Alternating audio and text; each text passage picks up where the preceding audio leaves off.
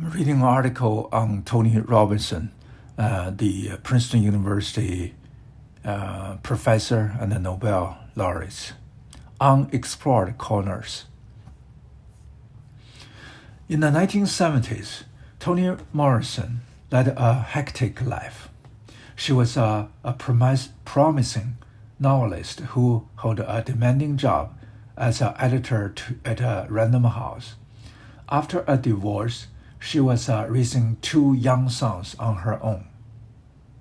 And like many working women, her commute to her office in Midtown Manhattan was more of a few stretches of time she had to herself.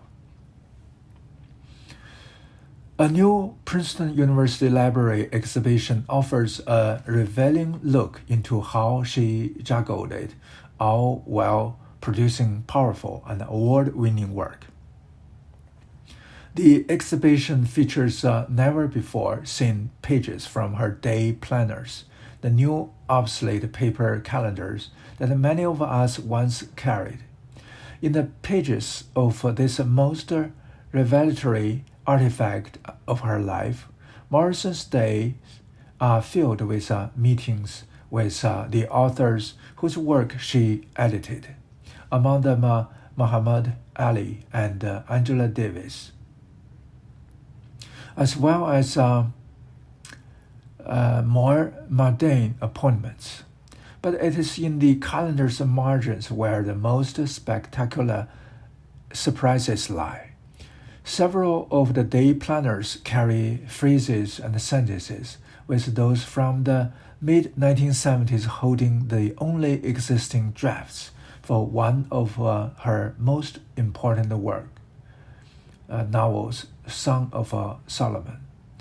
Up until 2021, it was thought that all drafts for the novel had been lost in a 1993 fire at her home.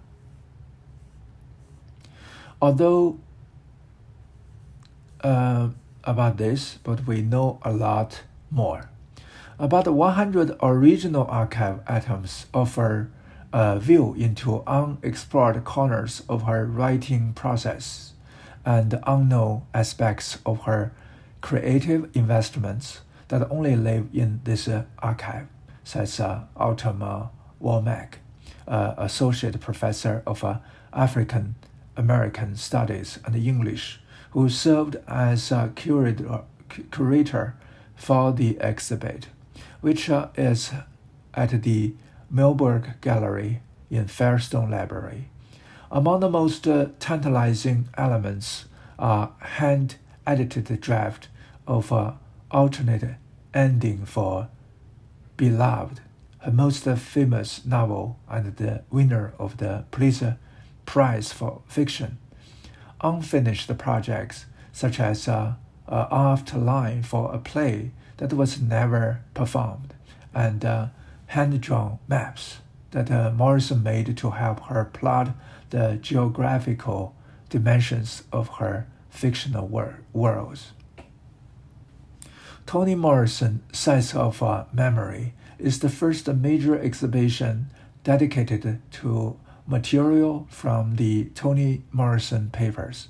Morrison, who was the Robert Gohin Professor in the Humanities for 17 years at Princeton, worked with the Princeton University Library to preserve material damaged in the fire.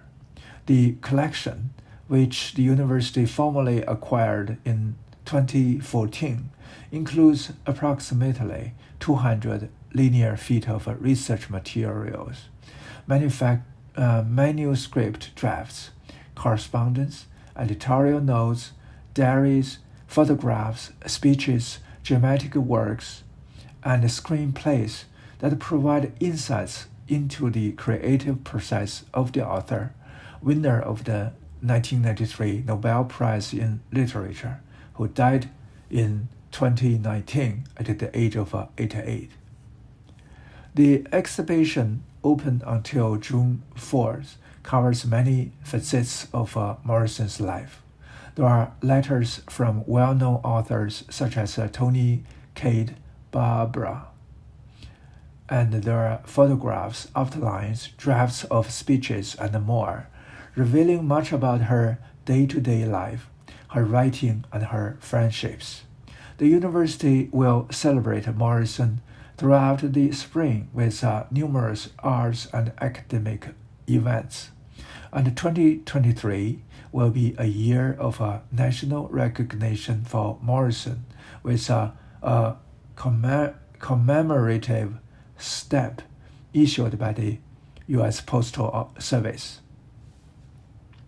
A section of the exhibition titled Beginning features a photo of Morrison as an undergraduate at Harvard University on stage in a 1953 production of Richard III. Nearby is the opening page of early short story titled Gia. The byline is Claude Morrison, which was her given first name. A yearbook is open to a photo of Morrison, who was the associate editor of the High Standard, the newspaper in her at her high school in Laurel, Ohio. Letters and manuscript drafts in the exhibit provide insight into Morrison's journey from editor to published author with the publication of her first novel, The Bluest Eye, about an African-American girl who wants blue eyes like Shirley Temple, was published in 1970 when she was 39. There are several letters Morrison wrote asking editors for feedback on the manuscript. In a March 1966 letter from Morrison to an editor at Macmillan seeking editorial advice, she describes the plot as what happens when the thing we long for, the big secret miracle that, if it happens, will make everything all right, does happen. The pages of the letter and many other documents in the exhibition are singed from the fire at her home. In the last paragraph, she writes, "It will be a mark of kindness if you read it, and I am, and of course, very anxious about your reaction." Another letter to Morrison, this one from editor at Doubleday, suggested that she keep working on The Bluest Eye as a short story rather than a novel. It was otherwise she wisely ignored. But she told no one at Random House that she was working on a novel. Her colleagues learned about it when they read the review in the New York Times. Morrison kept an astonishing breadth of research material for her novels. Womack says, there are popular photographs, advertisements, newspaper clipping, historical maps, and music that helped her conjure the imaginative worlds she created for her characters. In many interviews, she talks about how much research goes into a clause or a sentence, sometimes boxes and boxes. Womack says, this gives a sense and weight to that really meticulous research process, that curiosity as she searched for the right mood, tenor, and word. Her painstaking work is evident in the hand-drawn maps she made to render her fictional landscapes.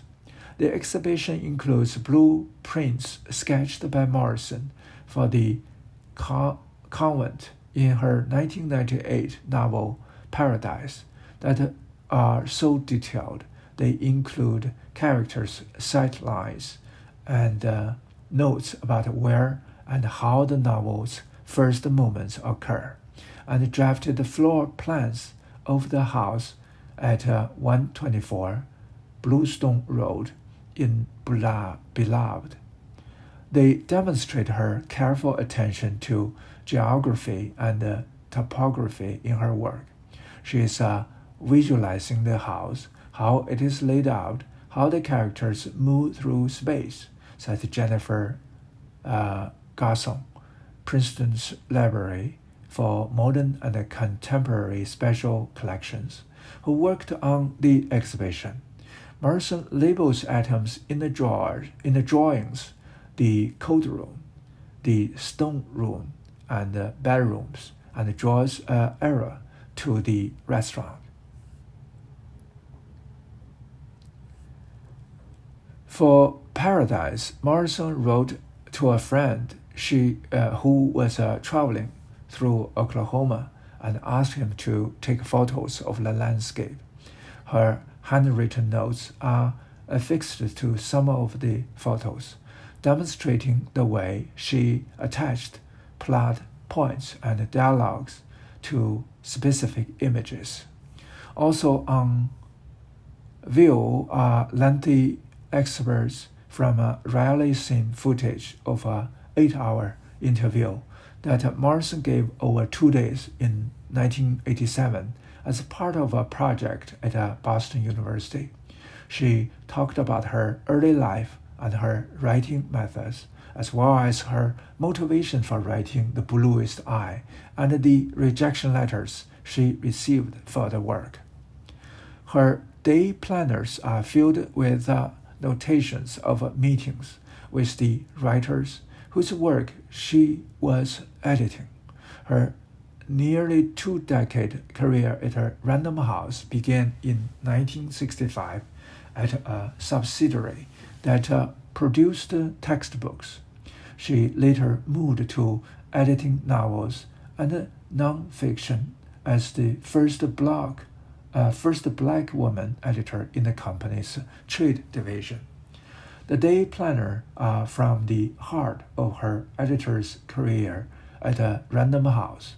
Womack says, "We see her noting meetings with Davis, one of her writers, and notes on editorial feedback to give to Gail Jones on her novel. We see her working on Alice's biography. The notes in the margins are things she might say to him in the editorial meeting." Morrison's busy schedule compelled her to use the early morning hours for work on her novels. As she explained in a 1993 interview with the Paris Review, writing before dawn began as a necessity. I had small children when I first began to write, and I needed to use the time before they said "Mama," and that was always around 5 in the morning. The habit of writing at dawn stayed with her. I always get up and make a cup of coffee while it is still dark. It must be dark. And then I drink the coffee and watch the light come, she said. And I realized that for me, this ritual comprises my preparation to enter a space that I can only call non-secular. In the margins of the day planners from the mid-1970s, the curator discovered drafts of dialogue, outline, and notes on characters for Song of Solomon, her 1977 novel, which was awarded the National Book Critic Circle Award. Quote, "There is a prose that makes its way directly into the novel," Womack says.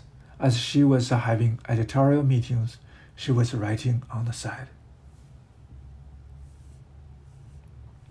Morrison described using her subway commute to work on her fiction in an interview in Salon in 1998. Quote, "I would solve a lot of literary problems just thinking about a character in that packed train," she said. "And then sometimes I would really get something good. By the time I had arrived at work, I would jot it down so I wouldn't forget. Some of Morrison's drafts were lost in the 1993 fire. No complete draft of a Son of Solomon has been found. The day planner jotting are the only known early versions of parts of the book. This is the only place where surviving draft that we know of exists or access. Morrison mused on her habit of composing on whatever paper was handy in the Paris Review interview. Sometimes something that I was having some trouble with falls into place.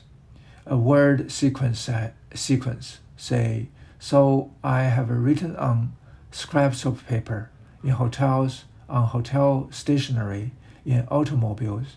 If it arrives, you know. If you know it really has come, then you have to put it down. Though she said extensive research for many of her novels, what filled Morrison's work was her imagination.